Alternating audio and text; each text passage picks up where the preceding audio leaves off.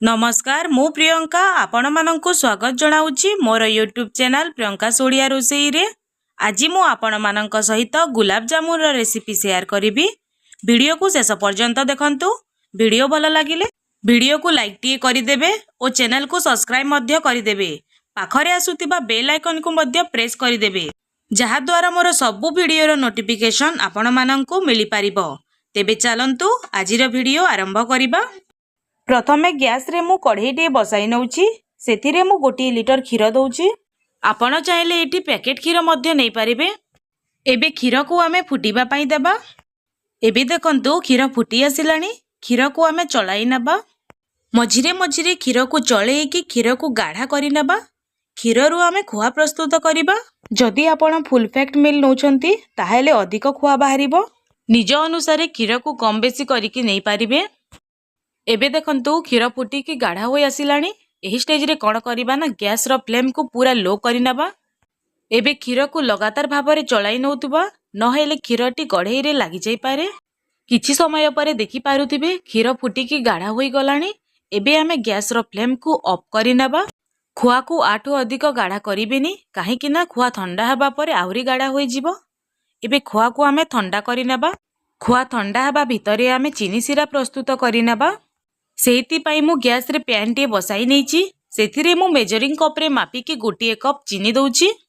जेउ cup रे मापी की मु चीनी नैथिली सेही कप रे मापी की मु 1.5 कप पानी दउछि। ता माने 1 कप चीनी रे 1.5 कप पानी नबा। एथिरे 3टी गुजराती दबा। प्रथमे गोटे स्पैचुला सहाय्य रे चीनी को मेल्ट करि नबा। देखि पारुथिबे चीनी भलो भाबरे मेल्ट होई जाईछि। एबे आमे चीनी सिरा को फुटीबा पई दबा। एबे देखंतु चीनी सिरा भलो भाबरे फुटी गलानी। चीनी सिरा को एक तार 2 तार करिबा पई पड़िबनी। चीनी सिरा को हाथ रे छुई की देखिबे एहा अठालिया लागुथिबो बा तेल को छुईले जेमिति लागे सेही बोली लागुथिबो। तेबे आपणक चीनी सिरा प्रस्तुत होई गलानी बोली जानिबे। एबे गैस रो फ्लेम को आमे ऑफ करी कि चीनी सिरा को अल्प ठंडा हबा पई देबा। खोआ ठंडा हबा परे खोआ को मापी कि मु 1 कप खोआ नउछि। जेति की खोआ नैछि तार 4 भागरु 1 भाग मैदा नउछि। 1 पिंच बेकिंग सोडा बा खाइबा सोडा देबा। 8 आरु अधिक soda देबेनी नहेले आपणक gulab jamun T fry करिबा समय रे खोली जाई पारे। एबे ए सबु को आमे भलो भाबरे मिक्स करि नबा।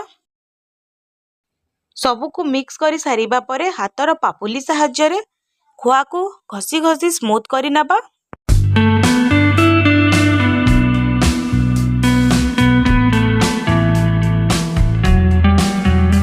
खोआ को स्मूथ करी सारिबा परे खोआ को भलो भाबरे चकटी नबा। एबे देखंतु खोआ को मु भलो भाबरे चकटी नैछि। एबे अल्प अल्प नै कि आमे बॉल्स आकार रे तयारी करिबा। बॉल्स गुडी को छोटो साइज रे तयारी करिवे काहे कि ना एहा को फ्राई करिबा समय रे एहा अल्प फुलिबो। पुणी एहा को चीनी सिरा रे पकाइले एहा आउरी अधिक फुलिबो। देखंतु एही परि भाबरे बॉल्स तयारी करिवे। बॉल्स तयारी करिबा समय रे ध्यान दउथिबे जेमिति एथिरे क्रैक न पड़े। जदि एथिरे क्रैक पड़ी जिवो ताहेले बॉल्स गुडी को छाणीबा समय रे एहा खोली जाई पारे। देखंतु एठी मु बॉल्स गुडी को तयारी करि नैछि। एबे बॉल्स गुडी को आमे छाणीबा। गुलाब जामुन छाणीबा पई टिके अधिक तेल यूज करिवे। तेल को पूरा गरम करिवेनी। तेल केवल हल्का गरम थिबो सेथिरे ही बॉल्स गुडी को देई कि छाणीबे। जदि तेल को अधिक गरम करि नेबे ताहेले गुलाब जामुन रो ऊपर जल्दी लाल होई जिवो ओ भीतरटा कंचा रही जिवो। गैस रो फ्लेम को लो करी कि गुलाब जामुन गुडी को फ्राई करिवे। गुलाब जामुन गुडी को ऊपर रेड हबा पर्यंत गुलाब जामुन गुडी को फ्राई करिबा। मझिरे मझिरे गुलाब जामुन गुडी को ओलटाई नउथिबे। देखि पारुथिबे गुलाब जामुन गुडी को भलो भाबरे रेड होई कि फ्राई होई गलानी। एबे गुलाब जामुन गुडी को आमे जाली सहाय्य रे काढी आनिबा। जेमिति ही गुलाब जामुन गुडी को आमे तेलरु काढीबा ताकू सांगे सांगे नै कि चीनी सिरा रे पकाई नबा। ध्यान देबे जेते बेले गुलाब जामुन गुडी को चीनी सिरा रे पकाइबे सेते बेले चीनी सिरा अल्प उषुम थिबा दरकार। ता हेले जाय चीनी सिरा गुलाब जामुन रो भीतर पर्यंत जाई परिबो। ए सबु को अल्प गोलाई नबा। एहा को गोलाई सारिबा परे 3 रु 4 घंटा पई छाडी देबा जहा द्वारा चीनी सिरा गुलाब जामुन रो भीतर पर्यंत भलो भाबरे जाई परिबो। 3 घंटा परे एबे देखंतु गुलाब जामुन भीतर को चीनी सिरा भलो भाबरे जाईछि। गुलाब जामुन गुडी को साइज रे मध्ये टिके फुली जाईछि। एबे गुलाब जामुन गुड़ी को गोटे गिना बा गोटे बाउल को काढ़ी नबा। देखंतु गुलाब जामुन गुड़ी को मु गोटे बाउल को काढ़ी नेछि। एबे मु गोटे गुलाब जामुन को काटिकी आपण मानंकु देखाउछि। देखि पारुथिबे गुलाब जामुन केते परफेक्ट बनिछि। गुलाब जामुन भीतर पर्यंत चीनी सिरा भल भाबरे जाइछि। एही परि भाबरे आपण मध्य घरे थरे बनेइकी देखंतु। एही रेसिपी आपण मानंकु केमिति लागिला कमेंट करे निश्चित जणाइबे। तेबे आजि पई एतिकी पुणी देखा हेबा आ गोटे नुआ रेसिपी भिडियो रे। से पर्यंत रहूछि नमस्कार।